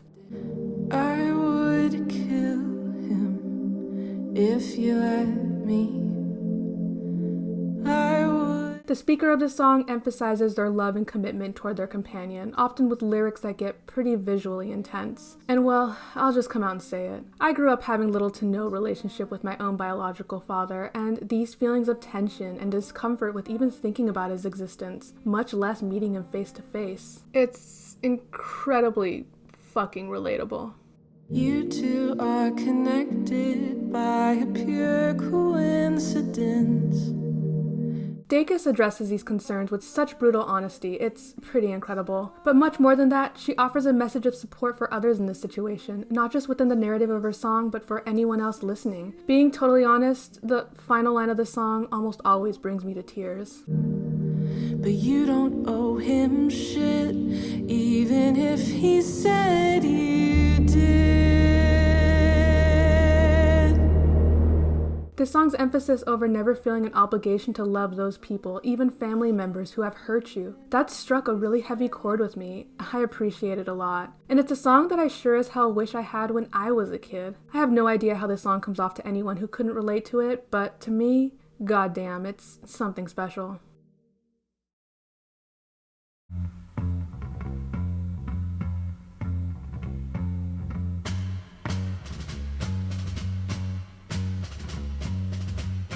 It's a little hard to believe that the folks behind We Built This City got their start making stuff like this. Man, 55 years later, and this song still goes hard as hell. This is one of those iconic songs that, much like Bohemian Rhapsody, is so ingrained in popular culture, it's hard to look at it by its own terms. Nonetheless, this rules. The metaphors this song takes in bridging that Alice in Wonderland story to usage of psychedelics feels kind of passé these days, but I'm sure this must have been mind-blowing in 1967. Despite any of this though, this song just sounds so good. The escalating instrumental is just brilliant. The build up to a slow explosion with an excellent payoff that simply feels great to listen to. This is certainly helped by Grace Slick having likely one of the spookiest voices of all time. I love her so much. Not too bad for a song that packs us all in 2.5 minutes and one single verse.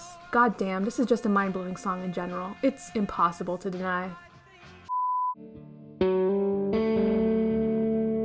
I'm a daughter of feminine wisdom, son of the American. Since my last subscriber special, I have listened to the whole of a Deem the Artist album, and yeah, it's pretty great. Hard to say which of these tunes stands out as the centerpiece, so to speak, but Live Forever is definitely in the running. God, this song is gorgeous. Contrary to Wish You Would Have Been a Cowboy's scathing tone, this song is delicate, contemplative, yet imbued with some rather arresting imagery and tied together with a soft electric guitar backing. It's so lovely. Lord knows I didn't live by the letter. Just sing one of my songs from time to time. Adeem offers to listeners a meditation on death and the legacy an artist disperses upon leaving this world. They present this contemplation amidst the context of a religious congregation, hypocritical in their preaching while they admonish queer folks. Everybody's looking for Jesus or anyone else they can hang. Got an awful lot of nerve suspecting the urge of this undead creature to save you. That line in particular is just... God damn. Here's the thing though, while All the Rowboats offers a vague critique on the tendency to idolize artists and their work far past their deaths, Adeem recognizes their art as an act of protest, certainly against those who would rather see them dead than thriving. And by their work continuing to persist long after they have gone, well, this might be the most radical gesture of all. Certainly the most beautiful. This is easily one of the very best of an already brilliant album. I love it so.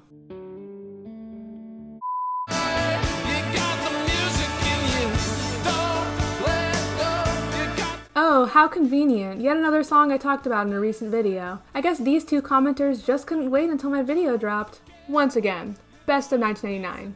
Go watch it.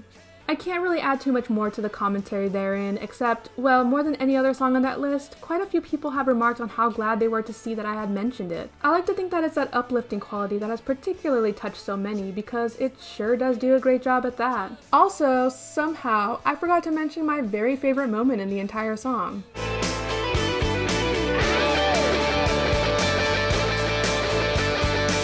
Just all the smiles, every single time.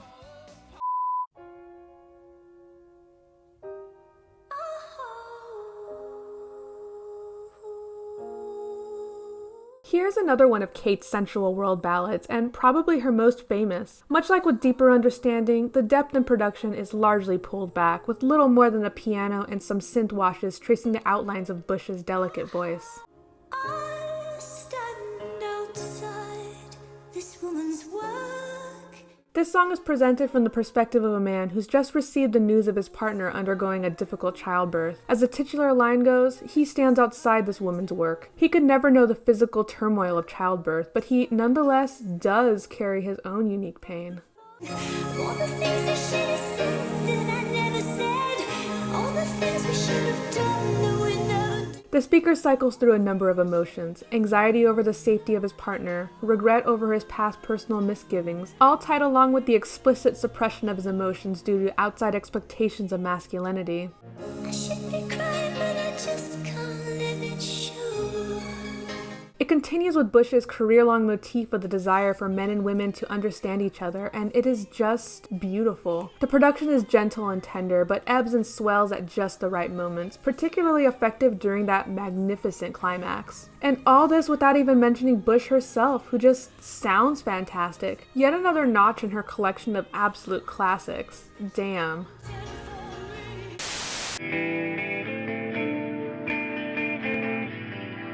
Time for this legendary piece of art.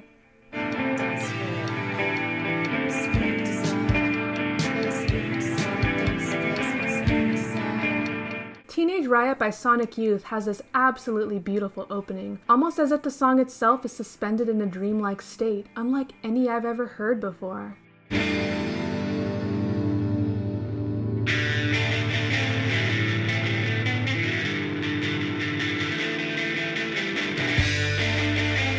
And then all at once, this is shattered by that fuzzy, propulsive guitar riff that comes to form the backbone of this tune. And just like that, I'm immediately hooked. I gotta be honest, y'all, I'm a bit dumbfounded when it comes to this song. I enjoy a lot of other Sonic Youth songs, and this album as a whole is pretty great, yet I can't seem to stop revisiting this one in particular. It just has me completely under its spell, and I kinda like that. Everybody's talking about the stormy weather. What's a man to do but work out whether it's true?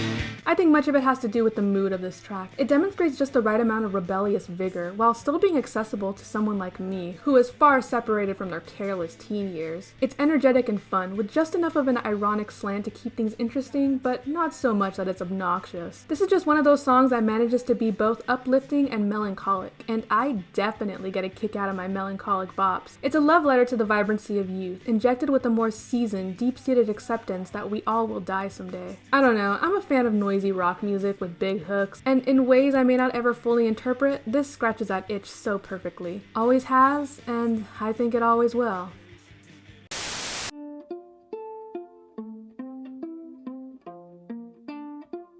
Okay, get comfortable, y'all. I can ride my bike with no handlebars, no handlebars, no handlebars. I just want to say, first of all, I don't really care much about this particular sound. This style of 2000s alternative rap never really appealed to me much, and to be honest, that also applies to this song to some degree. Nonetheless, God, this one got to me. I can tell you about Leif Erikson. I know all the words to De Colores, and I'm proud to be an American. Across 3 accumulative verses, this song tells a tale of one person's rise from humble beginnings to total moral corruption. It covers the speaker's progression from childlike curiosity, highlighted by the simple thrill of riding a bike with no handlebars, leading to an increasing lust for control and power, to eventual murderous military domination. And it does so in ways that deserve far more of a line-by-line analysis than I'm able to provide in just this one segment. We've already spent enough time here as is. Look at me, driving and I won't stop. And it feels so good to be alive and on top. But like, okay, I can definitely see how this would be too heavy-handed for some. The succession of the activities that take place escalate from innocent childhood memories to, eventually, literal genocide. It's a bit, edgy. And while I think that may be suggesting that your average everyman is just as capable of a similar nature of violence as the elite is a pretty false equivalency, given that the working class aren't the ones primarily responsible for wealth disparity, military command, climate erosion, I just can't help it. This song is too damn powerful for me to just brush off completely. To be honest, it probably would not have hit as hard if not for the instrumentals working behind the story. The first verse gives us some pretty uncomplicated guitar chords and light percussion. As the song goes on, more dimensions are added, soon leading up to the far more charged rock instrumental at the finale. I can guide a missile by satellite, by satellite, by satellite. And like, damn it, this is just a really exquisite way to slip into the mind of some of the most depraved types of people controlling our planet. And while this was conceived in the midst of the violence of the Bush era, it's chilling just how much of what's covered here still applies to this day. These lines in particular absolutely shake me to my core. I can hand out 1 million vaccinations, or let them all die in exasperation. Have them all healed from the lacerations, have them all killed by assassination. I can make anybody go to prison just because I don't like them. Just fuck, man. It hits too close to home. Yeah, this ain't the best song in the world, and I'm not even completely certain it deserves to go this high, but I've been incredibly fascinated with this for a good while now, and I think that alone justifies its placement here. Would love if y'all took a listen for yourself and told me what you think. On any given day, I'm a 6 of 10.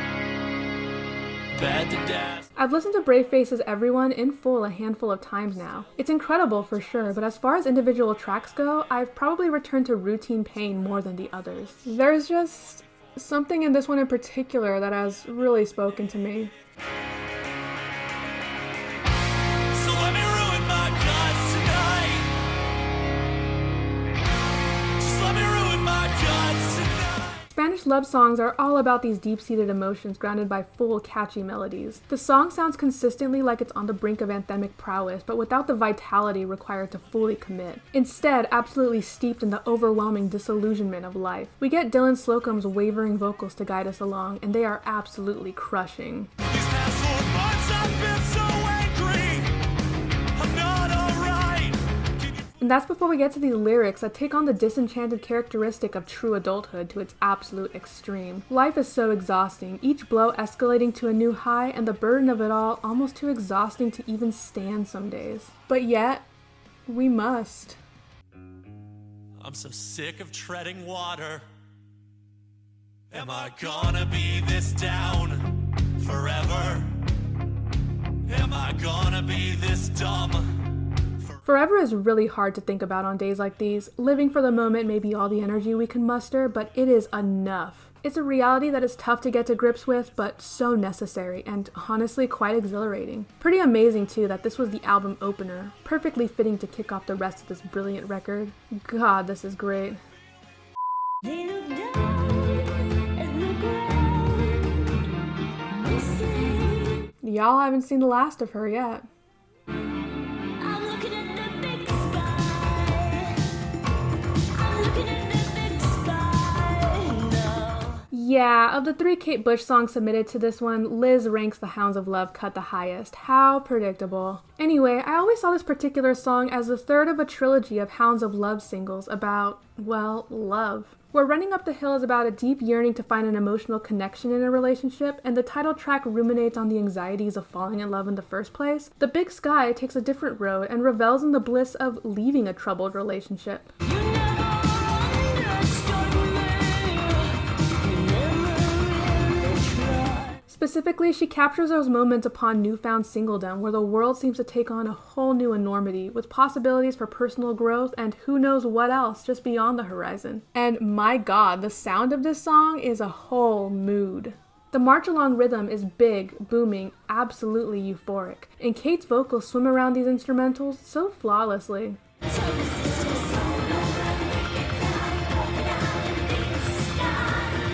The gospel choir in the second half is so extremely 1985, it's hilarious. But it also never fails to put me in the absolute best mood, so there we go. Yet another glimmering masterwork from this remarkable record. Seriously, if you haven't listened to Hounds of Love by now, what the hell are you waiting for?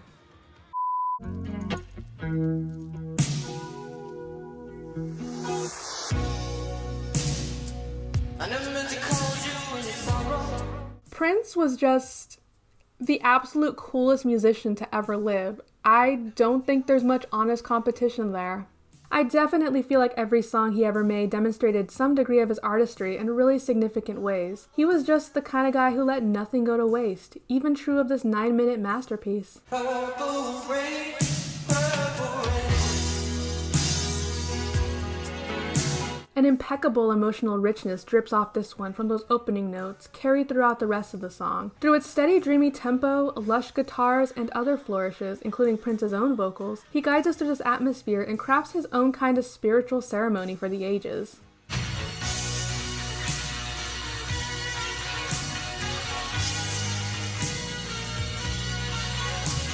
And it all coalesces in that final part of the song, which lets these notes reverberate and linger all the way to the heavens. God damn, it's good. I've entertained the notion of the song being prog rock, or at least prog influenced, and yeah, I know nothing about prog, so feel free to point and laugh. But in any case, it's such a cool layering of sound and emotion, I can't get enough of it. It's the power ballad to end all power ballads, and for a song primarily intended as a soundtrack cut for a film, this did not need to go so hard. But then again, it's Prince. He's basically incapable of doing anything but. He's got a whole lot of masterpieces under his belt, but this one may most effectively demonstrate what we lost by him no longer being around. God damn it. Alright, if you're still mad at me over my My Chemical Romance placement, first of all, wow, you're still watching? Thanks. And secondly, I hope this makes up for it. Now, this is what I'm talking about. In case I've not made it clear in the past, 3 Cheers for Sweet Revenge is MCR's best album. And on top of that, The Ghost of You is one of the very best on the record.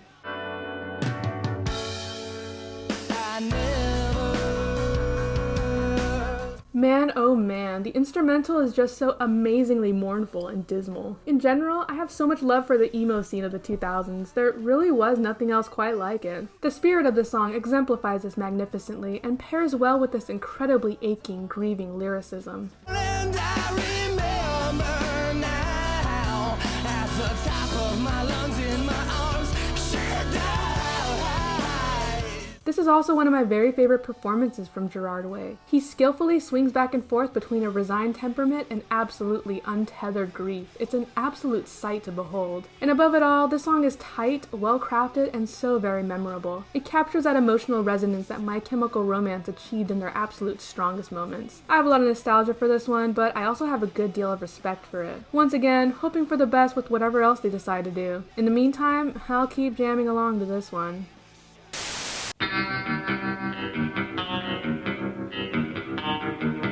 I now introduce to you all the most gender song on this entire list.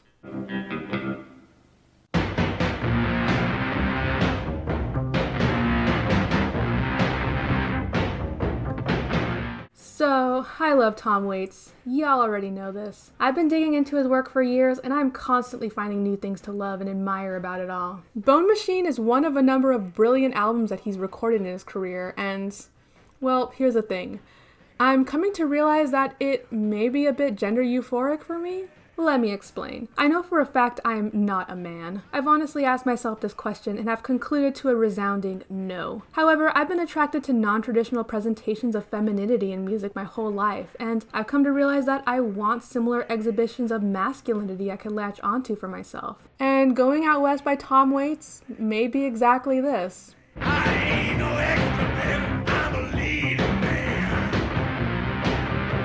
In this song, Waits plays masculinity as an absolute farce. This cleverly presented in its music. These guitars are thick and overblown to the point of tunelessness, and that hammering percussion is just ridiculous. And that's before mentioning Waits' distinct gravel of a voice, which is, yes, also always ridiculous. Most importantly, the lyrics to this tune is a literal lampoon of the all-American masculine ideal. The overexertion of the speaker's toxic cockiness intentionally highlights just how absurd it all is. Hair on my chest, I look good without a shirt. I'm gonna drive all night. It's so overblown in its uber masculinity, it hurts. And in a kind of backwards way, it's this dramatic, tattered cosplay of manly man that gives me all the best gender feelings when I listen, just in case I needed more proof that Tom Waits is actually the most perfect musician of them all. God damn, do I love this. Okay. I'm going to give y'all some time to mute this segment or head over to this timestamp if you need to, because this next song deals with material that may be understandably discomforting for some. Okay, here we go.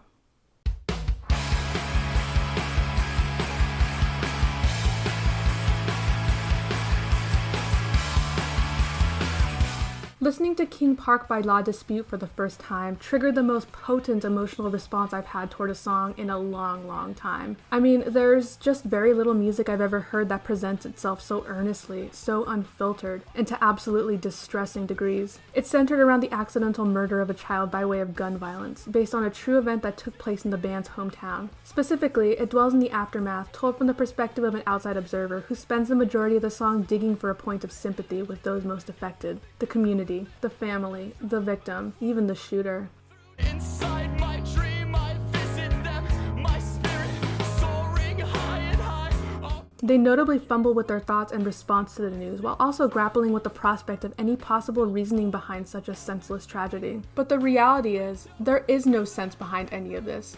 No amount of reasoning can make what had occurred make any sense, because, well, how could it? Then cruelly I recall why I have come to fight the reason, but there cannot be a reason, not for death, not like this, not like this. As you can imagine, it is a tremendously tough listen. Even talking about it is tough. And I have to momentarily approach this song from a compositional perspective because on that front, it is absolutely brilliant. The instrumentation is so carefully constructed, pulling back during the song's most delicate moments and building to an overwhelming roar when it's most intense. He preached of hope and forgiveness, said there is always a chance to rectify what you've taken, make your peace in the world. I also must give huge props to vocalist Jordan Dreyer, whose heady vocal delivery gives each one of these lines the impact they deserve. There are several moments from this song that have been absolutely drilled in my brain since that first listen. This is another entry that I've honestly been dreading, if only because I very likely hadn't even come close to capturing the enormity of this one. It's one of the best songs I discovered in a long time, and y'all should just listen to this one yourself to get an even better idea of its impact.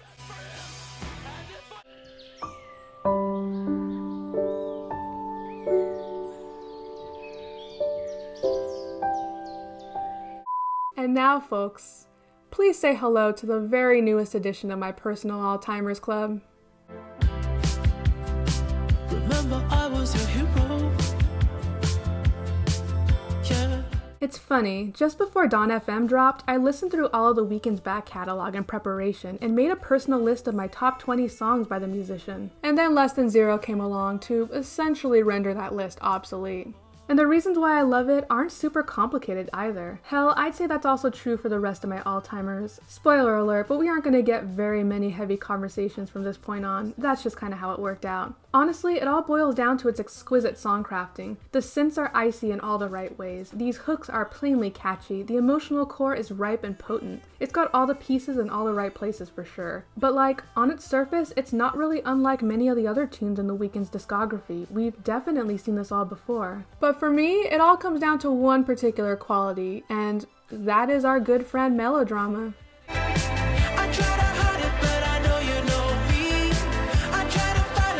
The melodic hooks capture a flavor of downbeat that I can never get enough of, and the chorus professes a particular sadness that make it hit that much harder. Melancholic bops always win, y'all. It's also about the scattered little moments here and there. It's the upward moving keyboard riff that punctuates the end of each verse and chorus. It's the way that Abel sings this line like he's holding back a sob. Now you rather leave me than to watch me die. It's the one chorus that, well, I could only really describe it as a refrain from a stadium-sized choir of ghosts.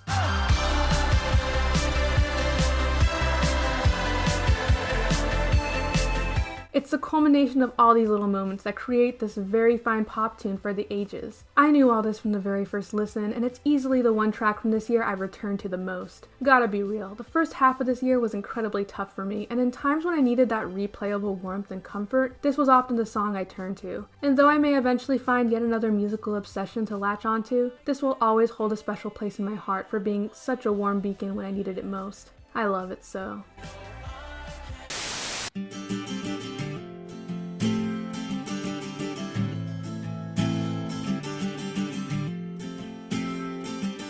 Really glad I can finally pay mention to Porcupine Tree in my video. I'm not incredibly well versed on the band, but what I can say is that In Absentia is a very important album to me. Not every track here hits all that well, but the highs are incredibly high, and that goes for Trains, dear lord. That hybrid acoustic electric sound is something I've always heavily associated with Porcupine Tree specifically, and I mean, it's a great mood for sure. They have such an impressive control over the swells and falls of their sound, it's incredibly tight and resonant.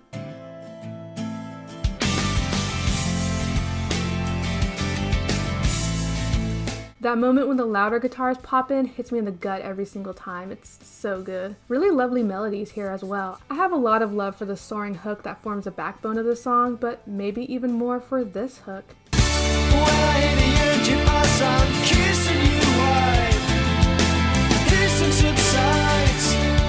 This is a song about childhood nostalgia, with the rapid passing of trains working as a metaphor for such. But this is not so much about any lighthearted nostalgia. Rather, it deals with the melancholic edges, the plain knowledge that nothing will ever be as it was again, with the fond fuzzy feelings of a simpler time lightly tinged by a deep specific mourning. And it makes me think of all the years of my life that have passed without me even realizing it.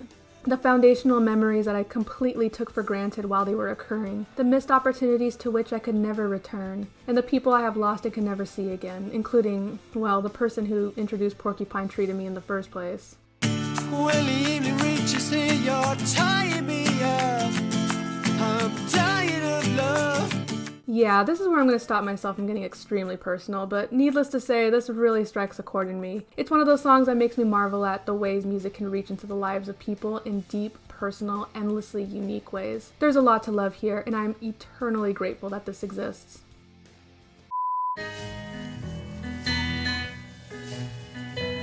I'm so goddamn queer, y'all. Here comes Dick, he's wearing a skirt.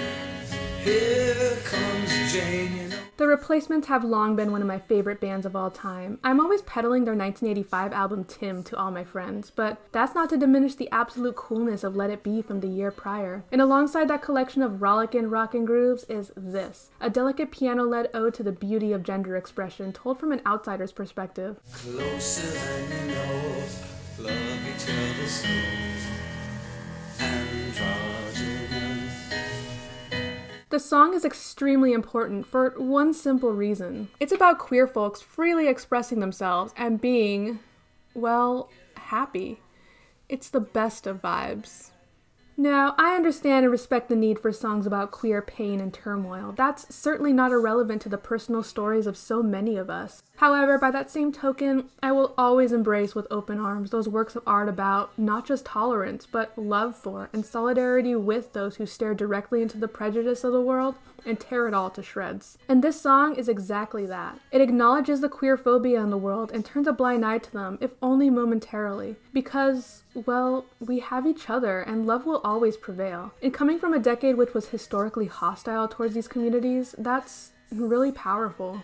Cupid dolls and your stars will be laughed at the way you're laughed at now. Paul Westerberg has one of those voices that has essentially become a part of me, and him emitting this song with such a radical message at his core is just fantastic. And in retrospect, yeah, this song may have been very vital for me in confronting my own gender. Back in the day, it may have been little more than the stray piano ballad on that otherwise exciting Replacements record. 10 years and a whole damn gender upheaval later, it could very well make me cry if I'm in the right mood. And I think I'm always gonna love it for that.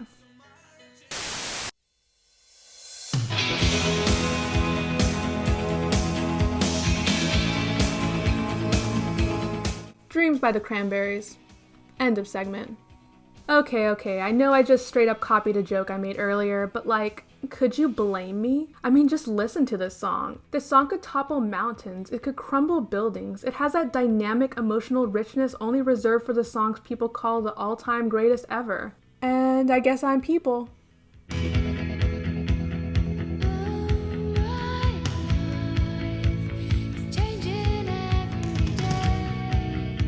In all seriousness though, this is one of the most beautiful depictions of one's first time falling in love I think I've ever heard in music. Dreams is a song that is less about its parts than it is about the general mood of it all. Although, yes, piece by piece, this is also just so great. The guitars have such a low-key yet dynamic drive that provides a firm backbeat to the emotions on display. The drums ease in and out of these particular moods, from a sputtering heartbeat to a much more confident rhythm.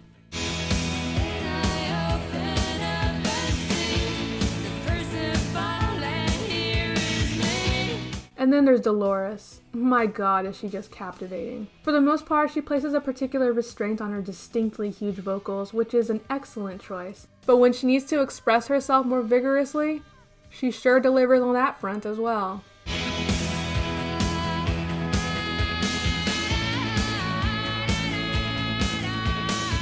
This is honestly one of those songs whose whole appeal can basically be summed by a simple, just give it a listen. For the most part, my love for this genuinely boils down to pure emotional appeal, and sometimes that's all you really need, and this is definitely the song for that.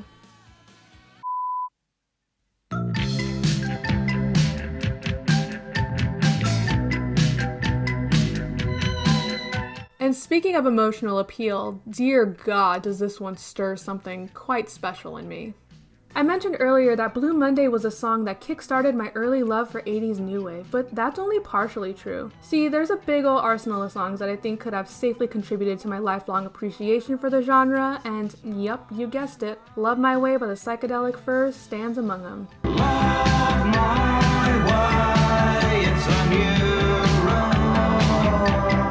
Even when I listen to this today, I get the feeling that there just aren't too many songs that capture the mood that this one does. It's got that poppy 80s dance beat, but it's also more downbeat than its contemporaries. The mood is a little more sinister. The icy cold synths pair a little awkwardly with the marimbas dancing above it all. Lead singer Richard Butler's voice is a scuzzy drone of a sound, and right when you start getting used to it,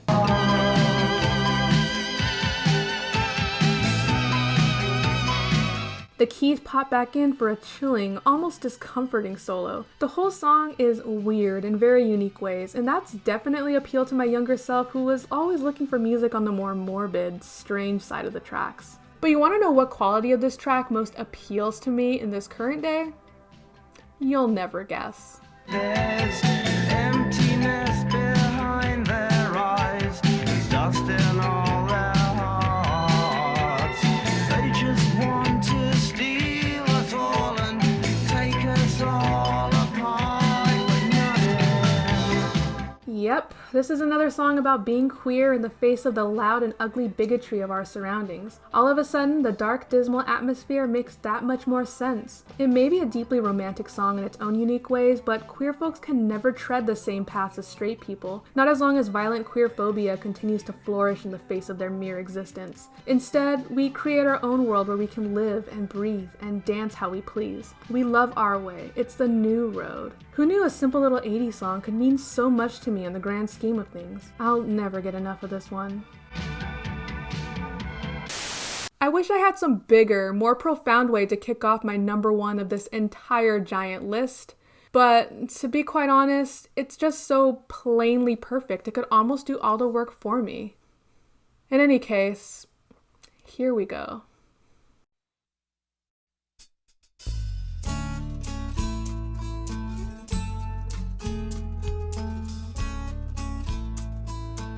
My past few subscriber special number ones, though all very different from each other, all have one imprecise yet universal quality in common, and that is that much of their greatness boils down to the fullness of their production, the layers of sound that give them their unique personality and make each listening experience an endlessly rich one. For this one, however, the reason why it shines so brightly is precisely because it doesn't rely on such flashiness. Fast Car is very stripped back, with heavy reliance on Tracy Chapman's soulful delivery of this immensely sad narrative. See, my old man's got a problem. He live with the bottle, that's the way it is. He says his body's too old for work. It's the tale of a couple who find themselves in a dead-end situation. They are trapped in an endless routine of poverty and struggle, deeply desiring something more, a ticket to any place they could make something, anything of themselves. I guess I could compare it to Born to Run, although certainly with a different attitude. There is less of an outright positive outlook to their possibilities, and it's clear that the decisions they're making are more out of naked desperation. You got a fast car. We go cruise and entertain ourselves. Still ain't got a job. And as the story progresses and the couple have left for the city, it's clear that the situation is more dire than previously shown. The couple have escaped their burdens, but the weight of the world continues to deliver its blows. They have not broken free from the cycle of poverty, rather it persists, albeit differently. So I remember when we were driving in your car. Speed so fast I felt like I was drunk. I mentioned before my love for songs that reach out to listeners in personal, heartfelt ways, and I gotta admit that no other song on this list does so quite as thoroughly as Fast Car does for me. While we often gravitate toward the escapism found in more opulent music, this song is incredibly special for its unbridled, aching honesty. It's just incredibly skillful songwriting, often discomforting but very crucially real. And there's a secret ingredient: realness. That which can be difficult to digest, but is often most needed in relentlessly cold times as these. And Fast Car has been exactly what I needed at all times. And I couldn't be happier that it's this song that tops this list. Thank you all very much for watching. Take care, and I'll see you all next time.